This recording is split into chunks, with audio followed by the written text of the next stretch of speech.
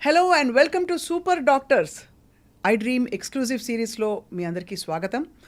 Doctors అందరూ సూపరే, కానీ super doctors అంటే ఎవరు అంటే సుదీర్ఘకాలం పాటు అది కేవలం వృత్తిగా మాత్రమే దాన్ని ట్రీట్ చేయకుండా వైద్య వృత్తిని మరో లెవెల్కి తీసుకెళ్ళాలి, సమాజానికి ఏదో విధంగా ఏదో ఒక కృషి చేయాలనే యజ్ఞంలాగా తలపెట్టిన వాళ్ళే మన సూపర్ డాక్టర్స్. ఇవాళ we have a legendary oncologist with us. ఎవరంటే డాక్టర్ రామ్మోహన్ రెడ్డి గారు. ఆంకాలజీతో వారి ప్రయాణం దాదాపు 3 దశాబ్దాల పాటు, అండ్ ఇందులో సర్జికల్ ఆంకాలజీతో పాటు ఇప్పుడు రేడియేషన్ ఆంకాలజిస్ట్గా వారు సుపరిచితులు. అండ్ అత్యధిక బ్రెస్ట్ క్యాన్సర్ స్క్రీనింగ్లు చేసినందుకు గాను గిన్నెస్ రికార్డ్ నెలకొల్పిన ఘనులు డాక్టర్ రామ్మోహన్ రెడ్డి గారు. వారి ప్రయాణం, క్యాన్సర్ లాంటి మహమ్మారిని జయించడం ఎలాగా, హోప్ ఉందా, మరి సంఖ్యలు పెరుగుతున్నాయి, ఏం చేయాలి, లైఫ్ స్టైల్ ఎలా మార్చుకోవాలి, అన్నీ తెలుసుకుందాం. సార్ స్వాగతం, నమస్కారం. నమస్తే అమ్మా. స్వప్న గారు, సార్ మీ ఇంటర్వ్యూలో రెగ్యులర్గా చూస్తుంటాను. సార్ మీరు you have special I on health care. చాలా సంతోషం. మీలాంటి వాళ్ళ అవేర్నెస్ చాలా ముఖ్యం. ఈ అవేర్నెస్ ఎక్కువయ్యే కొద్దీ క్యాన్సర్ ఇన్సిడెన్స్ కూడా తగ్గించగలం, ప్రివెన్షన్ చేయగలం. అందువల్ల చాలా సంతోషం. ఈ సూపర్ డాక్టర్స్ కార్యక్రమానికి నన్ను పిలవడానికి చాలా సంతోషపడుతున్నాను. సార్ చాలా ఆశ్చర్యకరమైన విషయం ఏంటంటే మీరు నిత్యం ఒక చాలా మహమ్మారి లాంటి రోగంతో డీల్ చేస్తున్నారు. అంటే దాదాపు రోజు ఒక శత్రువుతో పోరాడినట్టే. సో మీ ప్రయాణం ఎలా ఉంది సార్? 30 సంవత్సరాల మీ లైఫ్లో ఏం నేర్చుకున్నారు మీరు? What have you learned? Journey గురించి చెప్పాలంటే, ఈ క్యాన్సర్ వైద్యం చేసేటప్పుడు యాజ్ ఎ జూనియర్ ప్రాక్టీషనర్గా మొదలుపెట్టినప్పుడు అందరి బాధలు 15%, 25% ఇంటికి తీసుకెళ్లేవాళ్ళం. మాకు కూడా దిగాలుగానే ఉండేది. యాజ్ ఐ స్టార్టెడ్ ట్రీట్ చేస్తూ ఉండగా ఎంతమందిని ఉపశమనం కలిగగలుగుతున్నాం, ఎంతమందికి క్యూర్ చేయగలుగుతున్నాం. అనవసరమైన డెత్ ఏమైనా మన చేతి మీదుగా అవుతుందా, అనవసరంగా ఎవరు మన చేతికి వచ్చిన తర్వాత, మనం చూసిన తర్వాత బ్రతికించగలిగిన వాళ్ళని కంపల్సరీగా బతికిస్తున్నామా లేదా అనే దాని మీద ఫోకస్ చేసిన తర్వాత దాదాపు 4-5 సంవత్సరాల తర్వాత అనుకోని మరణం సంభవిస్తే తప్ప బాధపడడం మానేసాం. ఓకే, ప్రతిస్పందించడం కాకుండా అసలుగా స్పందించి వైద్యం చేయడం, నయం చేయడం, వాళ్ళకి కావలసిన వసతులు కల్పించడం, వాళ్ళకు ఉన్నంతలో సంపూర్ణంగా నయం చేయడానికి అన్ని ఏర్పాట్లు చూడడంలో ఫోకస్ చేసిన తర్వాత ఆ బాధ ఇంటికి రావడం మానేసింది.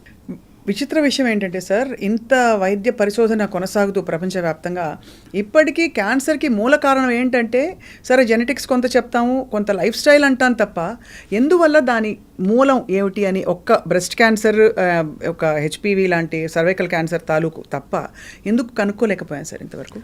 కనుక్కోగలిగితే అంత చక్కగా సరైన కారణం, లైక్ పోలియో అనుకోండి, పోలియో వైరస్ వల్ల వచ్చింది, దానికి వ్యాక్సినేషన్ వేసినా నిర్మూలించేసేయగలిగాం. స్మాల్ పాక్స్, చికెన్ పాక్స్, ఇట్లాంటివన్నీ కూడా కరెక్ట్గా ఒకే కారణం ఉంటే దాన్ని సంపూర్ణంగా నయం చేయడం చాలా సులభం. క్యాన్సర్ బై డెఫినేషన్, క్యాన్సర్ గురించి నిర్వచనంలోనే ఏముందంటే, క్యాన్సర్ ఒక వ్యాధి కాదు, ఒక వ్యాధుల సమూహం. ఒక వయసులో రాదు. కడుపులో ఉన్న గర్భస్థ శిశువు దగ్గర నుంచి కాటికి కాళ్ళు చాపిన పెద్దవారి వరకు ఎవరికైనా రావచ్చు. అండ్ అన్ని టిష్యూస్, 3 రకాల టిష్యూస్ ఉంటాయి బాడీలో. ఎపిథీలియల్ టిష్యూ అని, ఎండోథీలియల్ టిష్యూ అని, కనెక్టివ్ టిష్యూ అని. వాటిలోంచి సబ్ డివిజన్స్, రకరకాల టిష్యూస్ ఉంటాయి. ఏ టిష్యూలో నుంచి అయినా రావచ్చు. రైట్. ఏ ఏజ్ అయినా రావచ్చు, ఏ టిష్యూ అయినా రావచ్చు, అండ్ ఏ శరీర భాగంలో అయినా రావచ్చు. రైట్. శరీరానికి సంపూర్ణంగా కప్పిపెట్టిన స్కిన్ మీద కూడా చాలా ఎక్కువ. అదృష్టవశాత్తు మనం ఇండియాలో ఉన్నాం కనుక స్కిన్ క్యాన్సర్స్ మనకు తక్కువ. మెలనిన్ ఎక్కువ ఉంటుంది కాబట్టి మన స్కిన్లో. అవును. మిగతా ఈ తెల్లవాళ్ళు నివసించే ప్రాంతాల్లో అంతా skin cancer has become one of the very common cancers. So మనకు అది లేదు. సో ఈ క్యాన్సర్ అనేది ఒక దగ్గర డిఫైన్ చేయలేం కాబట్టి, ఒక ప్రాంతంలోనే వస్తుంది అని చెప్పలేం కాబట్టి, ఒక టిష్యూ అనే చెప్పలేం కాబట్టి, ఒక సిమ్టమ్ ఉంటే క్యాన్సర్ అని చెప్పరాదు. కానీ సో ఒక గ్రూప్ ఆఫ్ సిమ్టమ్స్ గురించి చెప్పాలి, రకరకాల జాగ్రత్తల గురించి చెప్పాలి. అప్పుడే ఈ క్యాన్సర్ కావచ్చు అని కనీస అనుమానంతో వైద్యుడి వరకు ఈ అనుమానపడ్డ వాళ్ళు వెళ్ళగలుగుతారు. ఆ తర్వాత డయాగ్నోసిస్ ఈజీ ఉంటుంది. దాదాపు ఈ ఒక్క పార్ట్ చక్కగా మనం చేయగలిగితే దాదాపు ఇప్పుడు వచ్చే క్యాన్సర్స్ని 125% తేగలం, 75% ప్రివెంట్ చేయగలం. అది ఇది చాలా పెద్దది. అంటే ఈరోజు ఉన్న పరిస్థితుల్లో భారతదేశంలో ప్రతి సంవత్సరం దాదాపు 15 లక్షల కేసులు డయాగ్నోస్ అవుతున్నాయి ప్రతి సంవత్సరం. కొత్త కేసులు అంటే రోజుకి 4,000 కేసులు అవుతున్నాయి. 9,30,000 మంది చనిపోతున్నారు ప్రతి సంవత్సరం. అంటే ప్రతిరోజు 2,500 మంది చనిపోతున్నారు క్యాన్సర్ బారిన పడి 2,500 మంది చనిపోతున్నారు. కేవలం ఒక్క భారతదేశంలోనే మన దేశం వరకే. మన దేశంలో ఒక చిన్న మంచిగా చెప్పుకోదగిన విషయం ఏంటంటే దాదాపు 18% పాపులేషన్ ఇండియాలో ఉంటే వరల్డ్ పాపులేషన్లో 10% క్యాన్సర్లు ఇండియాలో ఉన్నాయి. సో 18% ఉండాలి. సో మనం ఉన్న జాగ్రత్తలు కావచ్చు, మన ఆహారపు అలవాట్లు కావచ్చు, మనకు ఉన్న అంతో ఇంతో ఉన్న వైద్య పరికరాలు కావచ్చు, వైద్యుల గొప్పతనం కావచ్చు, గవర్నమెంట్స్ చేసే యాక్టివిటీస్ కావచ్చు, వాళ్ళు ప్రొవైడ్ చేసే స్కీమ్స్ కావచ్చు, వీటన్నిటి మూలంగాను దాదాపు ఉండవలసిన దానికంటే 8% తక్కువ ఉందని నేను అనుకుంటాను. చాలా పెద్ద వరం అయితే మన ఐ వుడ్ సే మన వైద్య విధానాలు, మన మూలాలు అన్నిటికంటే మన పునాదులు చాలా గట్టిగా ఉంటాయంటారు కదా సార్. ఏ క్యాన్సర్ ఎక్కువగా మనకి కనిపిస్తుంది భారతదేశంలో? ఇప్పుడు సర్వైకల్ అండ్ బ్రెస్ట్ క్యాన్సర్ మహిళల్లో ఎక్కువగా ప్రబలుతోంది అంటున్నాము. ఇది ఇప్పటికి కూడా అదే వాస్తవమా, లేకపోతే ఇంకేమన్నా కొత్త క్యాన్సర్లు పుట్టుకొచ్చాయా? క్యాన్సర్లు కొత్తగా పుట్టుకురావడం ఏం కాదు, అంతకుముందు డయాగ్నోజ్ కానివి కూడా డయాగ్నోజ్ అవుతున్నాయి, నెంబర్ 1. ఇంకొకటి ఫీమేల్లో తీసుకుంటే అంతకుముందు సర్వైకల్ క్యాన్సరే ప్రిడామినెంట్గా ఉండేది. ఇప్పుడు బ్రెస్ట్ క్యాన్సర్ కూడా ఆ లెవెల్కి వెళుతోంది. ముఖ్యంగా మన ఆహారపు అలవాట్లు మారడం కావచ్చు, సెడెంటరీ లైఫ్ స్టైల్కి రావడం వల్ల కావచ్చు, and high volume of refined sugars తీసుకోవడం కావచ్చు, ఇట్లాంటి వాటితోని వెస్ట్రన్ పాపులేషన్తో సమానంగా మన పాపులేషన్లో కూడా కోలాన్ క్యాన్సర్లు, బ్రెస్ట్ క్యాన్సర్లు రైజ్ అవుతున్నాయి. ఇప్పుడు క్యాన్సర్ ఉంది అనడానికి మామూలుగా మీరు 3 నెలల్లో బాగా బరువు తగ్గారా, ఇంకేదైనా సిమ్టమ్స్ ఉన్నాయా, బాగా అలసట ఫీల్ అవుతున్నారా, ఇలా జనరల్గా కొన్ని చెప్పుకుని తెలుసు సార్. మామూలుగా అసలు ఒక యాన్యువల్ స్క్రీనింగ్ కాకుండా మనకి నిర్ధారించుకోవడానికి మన వెల్నెస్ ఏమేమి ఉంటాయి సార్ సిమ్టమ్స్? మా శరీరంలో ఎక్కడైనా అన్నీ నొప్పి ఉండాలని, అన్నీ ఇబ్బంది పెట్టాలని లేదు. ఇబ్బంది ఉన్నది కానీ, ఇబ్బంది లేనిది కానీ, అసాధారణంగా ఏదైనా అనిపిస్తే వెంటనే చెక్ చేసుకోవడం చాలా ముఖ్యం. శరీరంలో ఎక్కడైనా ఒక గట్టితనం కానీ, గడ్డ కానీ అనిపిస్తే వెంటనే చెక్ చేయించుకోవాలి. అది సాధారణమైనదే కావచ్చు, అసాధారణమైనది నిర్ణయం చేసుకోవాలి కదా, దానికోసం డాక్టర్ని సంప్రదించాలి. తర్వాత ఎక్కడైనా శరీర భాగాల్లో ఏదైనా దెబ్బ తగిలితేనో, లేకపోతే ఏదైనా ఇన్ఫెక్ట్ అయితేనో చిన్న అల్సర్ రావడం అనేది సహజం. అలాంటి అల్సర్స్ 2 నుంచి 3 వారాలు మారిపోతాయి. మానిపోకుండా మన శరీరమే దాన్ని నయం చేస్తుంది. మానిపోకుండా లాంగర్ పీరియడ్స్ ఉన్నాయి, 6 వారాలు, నెలలు అయిపోతున్నాయి, అలాగే ఉంది.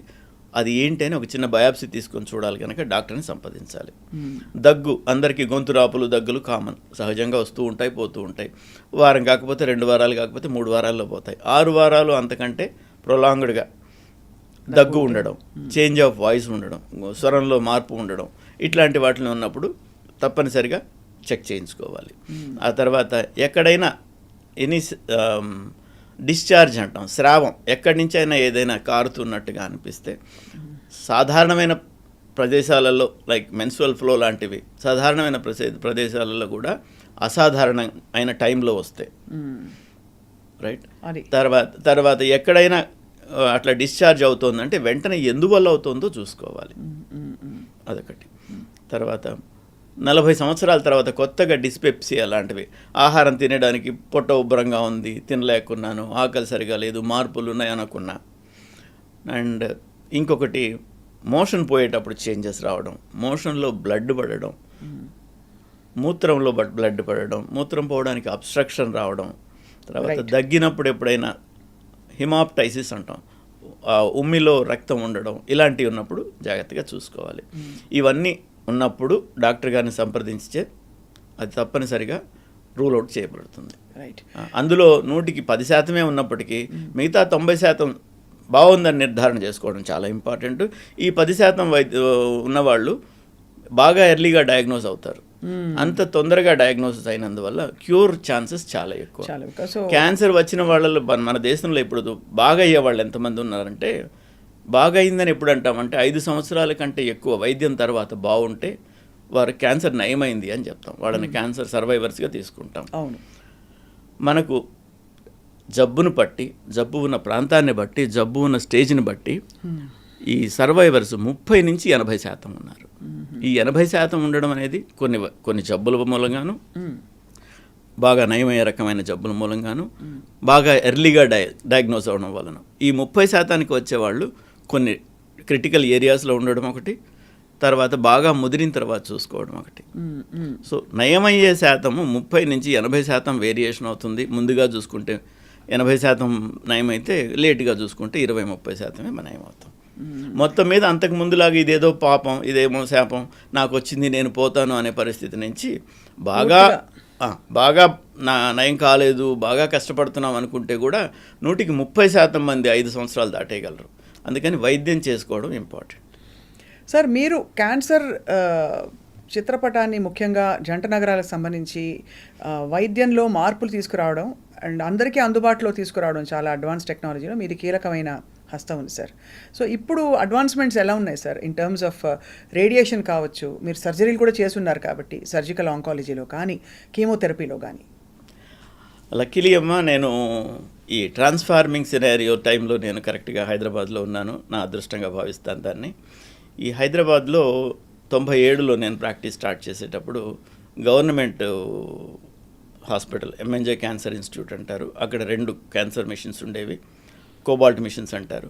అండ్ ఇంకొకటి బీబీ క్యాన్సర్ హాస్పిటల్ అని ఒక హాస్పిటల్లో ఉండేది, మెడ్విన్ అని ఒక హాస్పిటల్ ఉండేది, అందులో ఒకటి ఉండేది, సిడిఆర్ వాళ్ళది ఒక క్యాన్సర్ సెంటర్ ఉండేది. ఈ 4 సెంటర్లో 4 సెంటర్లు మాత్రమే ఉన్నాయి 2 స్టేట్స్కి కలిపి.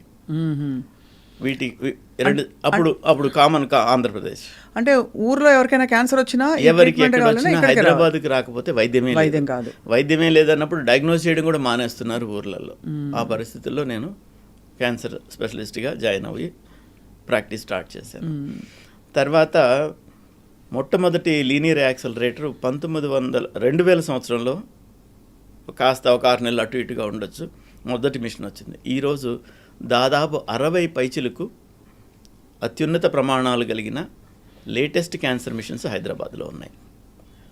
మేము కన్విన్స్ చేయగలిగాం మేనేజ్మెంట్స్ని, అండ్ గవర్నమెంట్స్ కూడా అనుకూలంగా ప్రవర్తించాయి.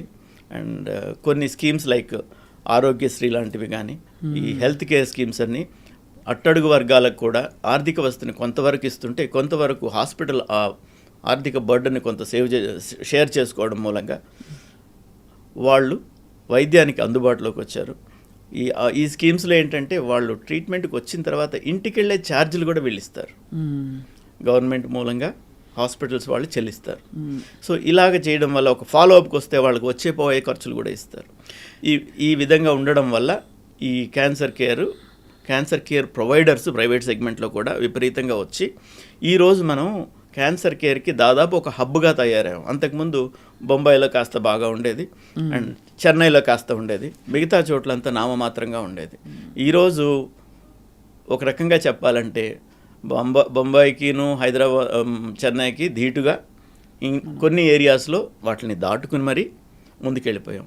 ఈరోజు మన దగ్గర ఎక్విప్మెంట్ ఇది లేదు అని చెప్పడానికి లేకుండా అన్ని ఎక్విప్మెంట్లు హైదరాబాద్లో ఉన్నాయి. అన్నీ ఒక హాస్పిటల్లో లేకపోవచ్చు, వైద్యులకు వసతి ఉంది. మేము ఎక్కడికైనా వెళ్ళి ఏ వైద్యమైనా చేయగలుగుతాం. పలానా మిషన్ కావాలంటే పలానా హాస్పిటల్ ఉందంటే అక్కడికి వెళ్ళి చేస్తాం కనుక హైదరాబాదు ఈ చుట్టుపక్కల వాళ్ళందరికీ ఒక వరం లాంటిది అది. ఇంకొకటి, ఆఫ్రికా ఖండంలో దాదాపు 50 పైచిలకు దేశాలుంటే వాటి నుంచి దాదాపు 30 దేశాల నుంచి Hyderabad is preferred destination. Hyderabad ముఖ్యంగా క్యాన్సర్ కోసం హైదరాబాద్కి పరిగెట్టుకొచ్చేంత ఉన్నత స్థితికి మెడికల్ కేర్ వచ్చింది. అవును సార్, చాలా గొప్ప పరిణామం అది. అంటే చాలామందిని చూస్తూ ఉంటాం, అన్య దేశస్తులు ఇక్కడికి వచ్చి క్యాన్సర్ హాస్పిటల్, ఇక్కడ బసవతారకం కావచ్చు, ఇంకా ఇతర పెద్ద పెద్ద హాస్పిటల్స్ ఒమేగా కావచ్చు, ఇక్కడ చుట్టూ తిరగడం వాళ్ళు వైద్యం కోసం. సార్, ఈ 15 లక్షల మంది కేసులు మీరు చెప్పారు, ఆ 15 లక్షల మంది డెమోగ్రఫిక్స్ అవి స్టడీ చేసి ఉంటారు కదా, అసలు క్యాన్సర్కి వాళ్ళ స్థితిగతులు. ఎందుకంటే ఒకప్పుడు సినిమాల్లో క్యాన్సర్ అంటే గ్లామరస్ వ్యాధి, యాక్చువల్లీ హీరోకి వస్తుంది, హీరో షాల్వా కప్పుకుని అది కూడా ఒక విధమైన దుఃఖంలో కూడా ఒక గ్లామర్ కనిపించేది. అలాంటి క్యాన్సర్ ఇవాళ అట్టడుగు వర్గాల్లో కూడా ఇది ఏదో ధనికుల వ్యాధి కాదు, అందరికీ వస్తుంది అని అనడానికి, మరియు ఇమ్యూనిటీ అండ్ జీవన పరిస్థితులు వాటికి దగ్గర అనుబంధం ఉన్నట్టు మనకు తెలిసిందా? Do we have any data to suggest that? Data అని కాదమ్మా, ఒక యూనిఫైడ్ డేటా లేదు, కానీ దాదాపుగా ఈ డెమోగ్రఫిక్ స్టడీస్ మూలంగా అయితేమి, ఈ రకరకాల కారణం తెలియనందువల్ల మనం చేసే పరిశోధనల మూలంగా అయితేమి, ఇవన్నీ క్యాన్సర్ హేతువులు అని కొన్ని డయాగ్నోస్ అనుకున్నాం. వాటిల్లో ముఖ్యమైనది టొబాకో. దాదాపు 35% జబ్బులు క్యాన్సర్లు ముఖ్యంగా టోటలీ టొబాకో మూలంగా. ఈ పొగాకుని ఏ విధంగా వాడినా ప్రమాదమే. రైట్. ఈ పొగాకు వాడకపోవడం, అధికంగా ఆల్కహాల్ తీసుకోకపోవడం, ఇవి రెండు చాలా ముఖ్యమైనవి. ఇవి మనం డబ్బిచ్చి జబ్బును కొన్నట్టు.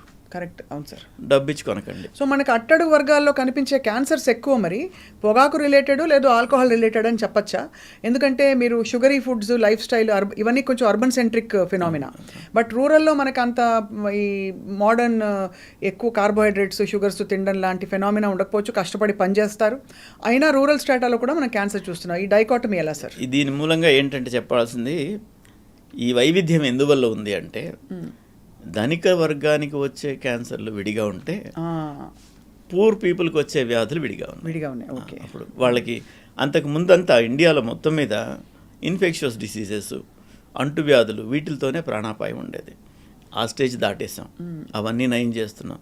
ప్రపంచానికే వైద్యాన్ని అందించే స్టేజ్కి మనం వచ్చాం. ప్రపంచం మొత్తానికి వ్యాక్సిన్లు సప్లై చేసే స్టేజ్కి మనం వచ్చాం.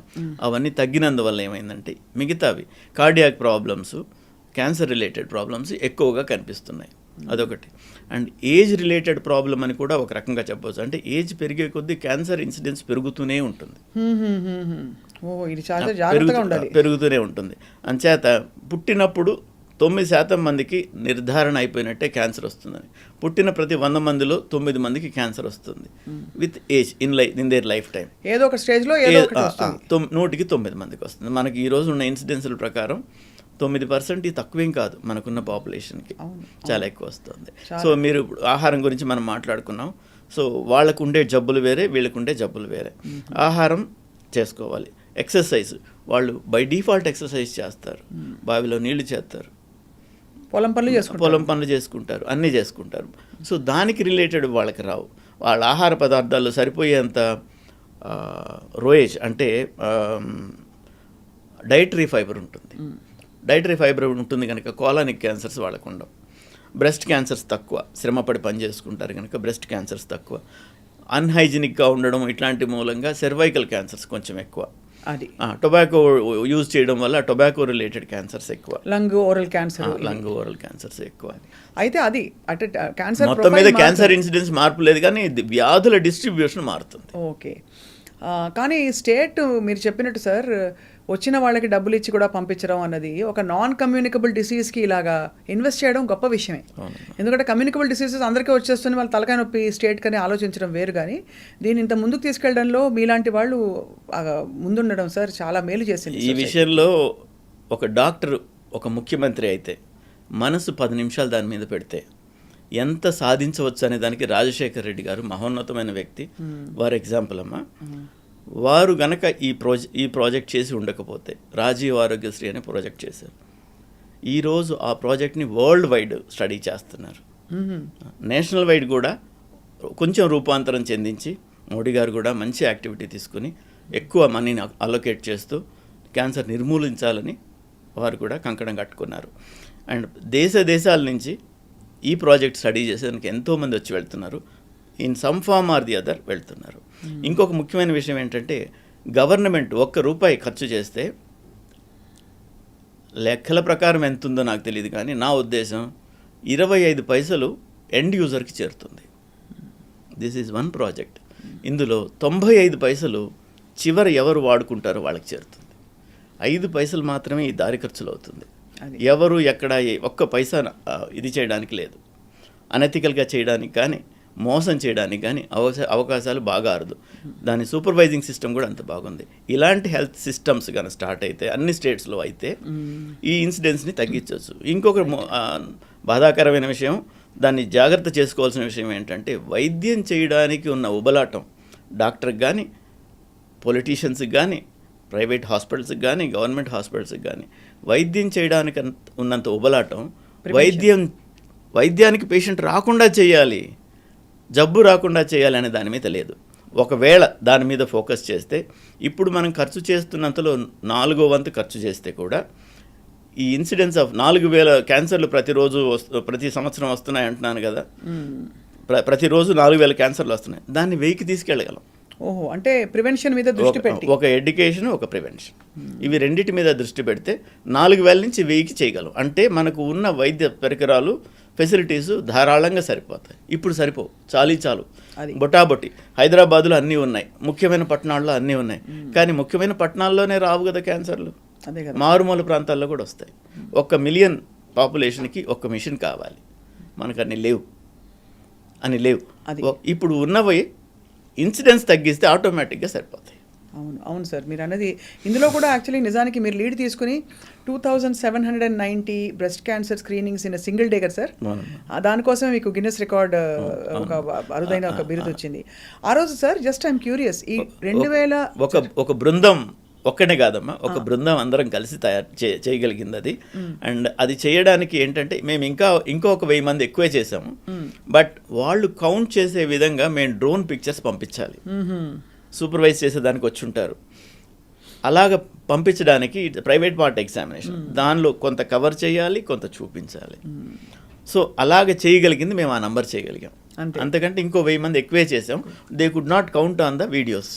So when you say screening sir, it includes mammogram and self breast examination. Self examination ఒకటే ఫోకస్ చేసామమ్మా. అందులో ఏమవుతుందంటే చేసిన తర్వాత అనుమానం ఉన్న వాళ్ళందరినీ విడిగా తీసుకుని వాళ్ళకి మ్యామోగ్రఫీలు, ఫర్దర్ టెస్ట్లు, ఫైన్ నీడిల్ ఆస్పిరేషన్ సైటాలజీ చేసి అందులో డిటెక్ట్ అయిన వాళ్ళకి దాదాపుగా ఉచిత వైద్యం అందించగలిగాం. అప్పుడు చాలా గొప్ప విషయం సార్.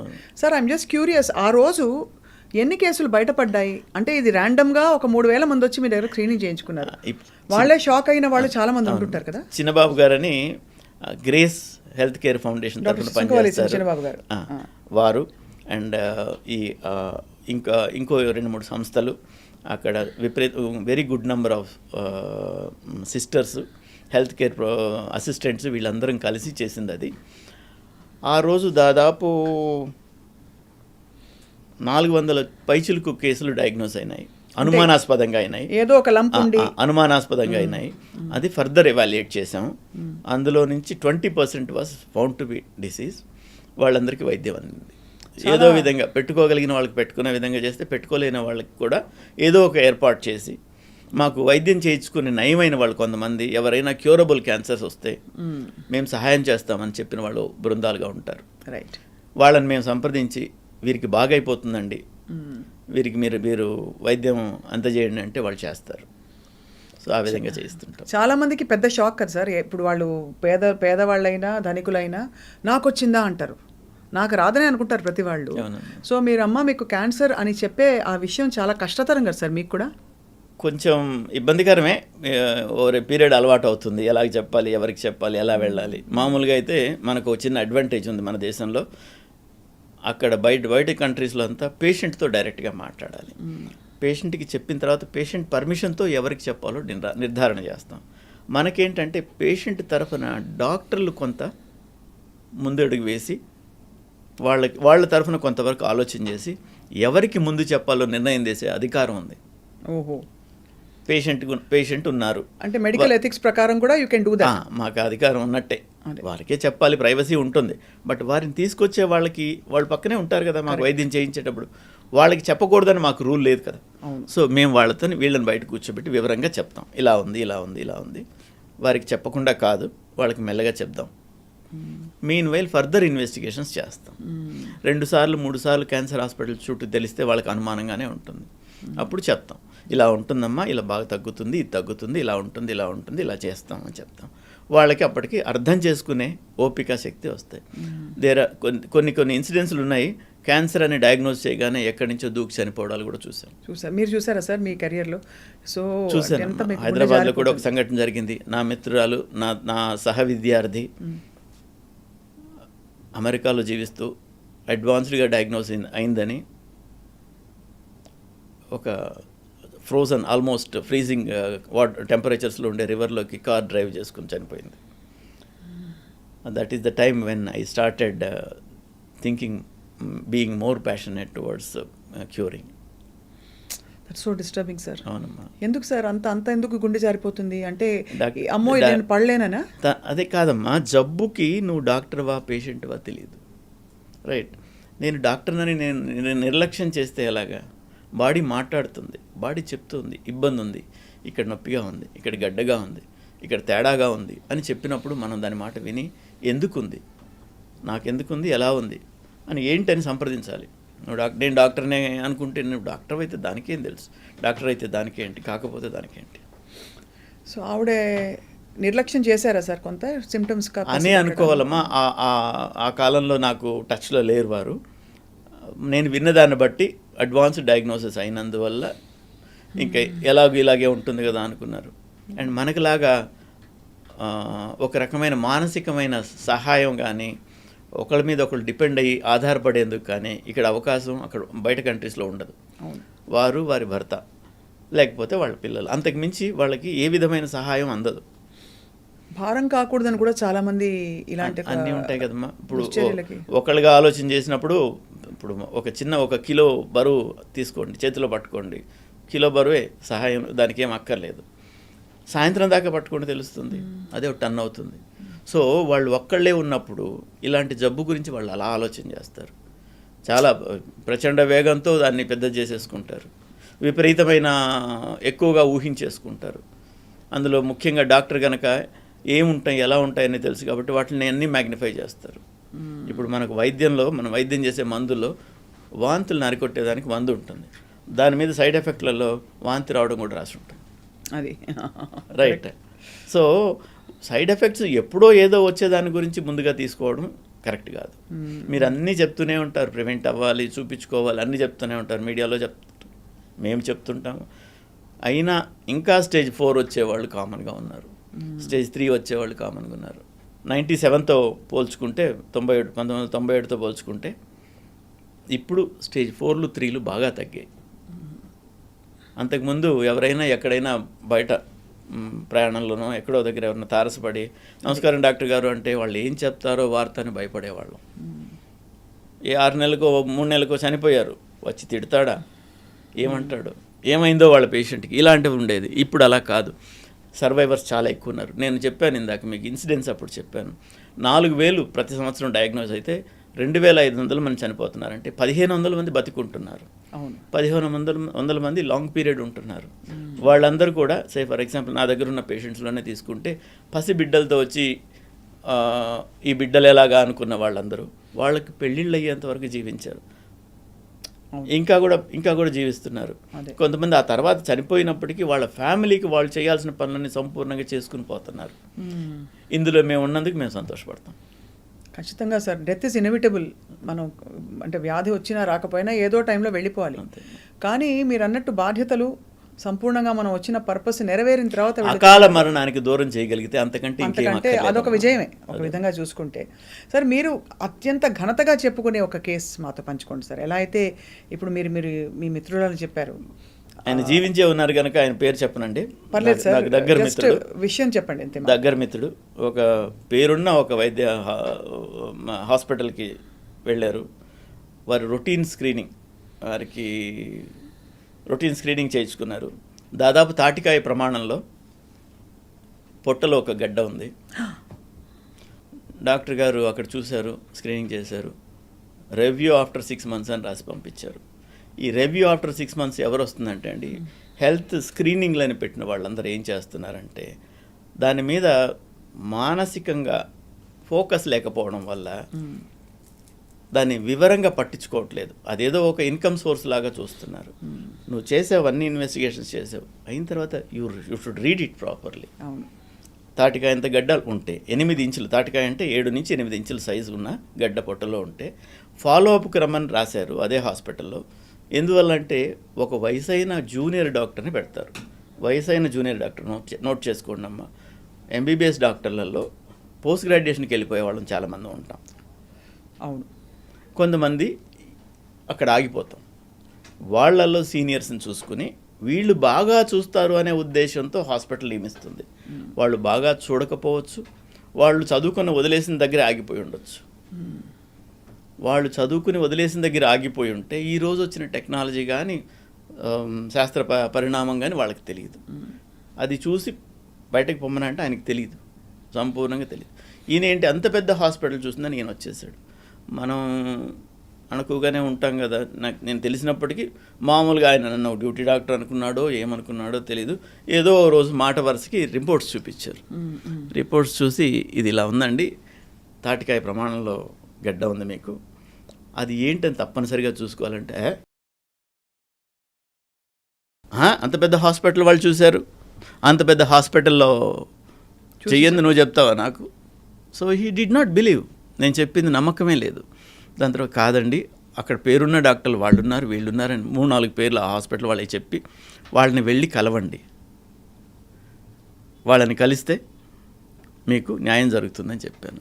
వెళ్ళి కలిశారు. వెంటనే ఆపరేషన్ చేయాలని చెప్పారు డాక్టర్ గారు.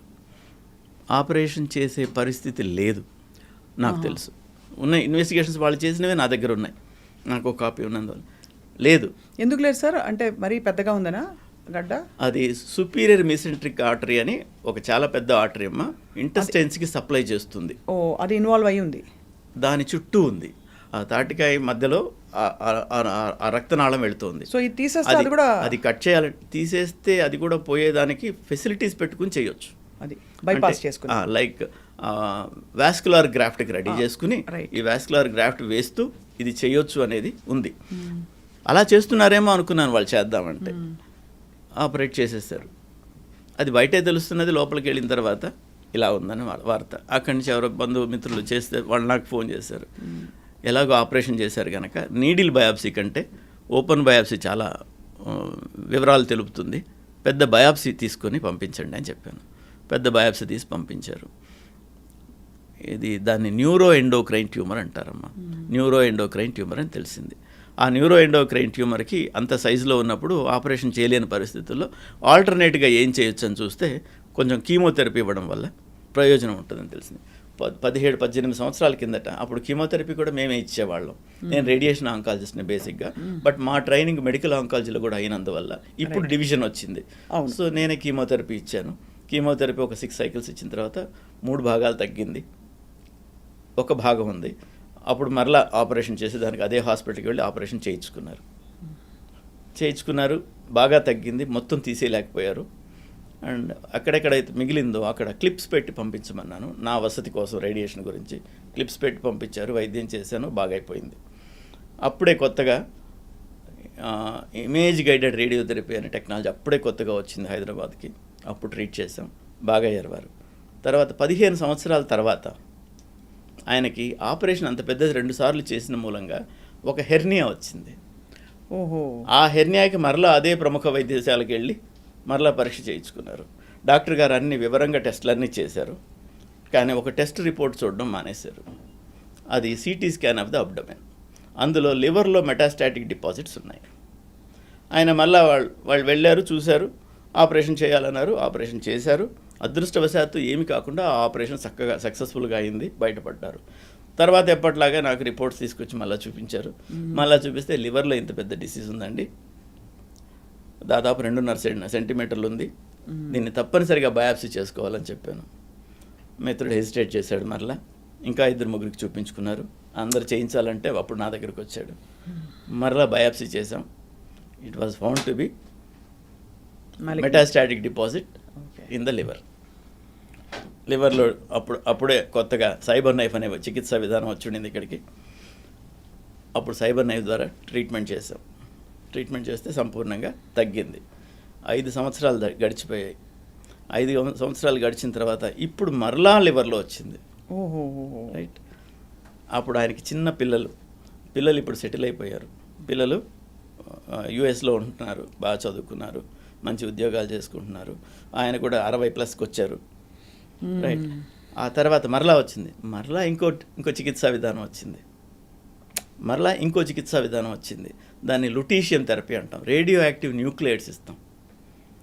అదేంటంటే అక్కడ కాన్సన్ట్రేట్ అయ్యి మైక్రోమీటర్స్ డిస్టెన్స్ వరకు రేడియేషన్ ఎమిట్ చేసి అక్కడున్న సెల్స్ని చంపుతుంది. డిఫ్యూజ్ డిసీజ్ లివర్లో ఉంటే కూడా ఇప్పుడు మరలా నయమైంది, మరలా బాగున్నారు. 18 సంవత్సరాలు దాటింది, నడుస్తున్నారు. చాలా పెద్ద విజయం సార్. అంటే కొత్త కొత్త ఆధునిక వైద్య విధానాలతో దీంట్లో మనం ముఖ్యంగా నేర్చుకోవాల్సింది ఏంటంటే చాలా జబ్బులకి సంపూర్ణమైన వైద్యం లేనప్పటికీ మేము వైద్యం చేస్తాం. తగ్గదు కదా ఎందుకు చేస్తున్నామని అడిగేవాళ్ళు మాకు కామన్. తగ్గదు, రేపు వచ్చే మందుతో తగ్గొచ్చు, రేపు వచ్చే వైద్య విధానంతో తగ్గొచ్చు, రేపటిదాకా నేను తీసుకెళ్ళాలి.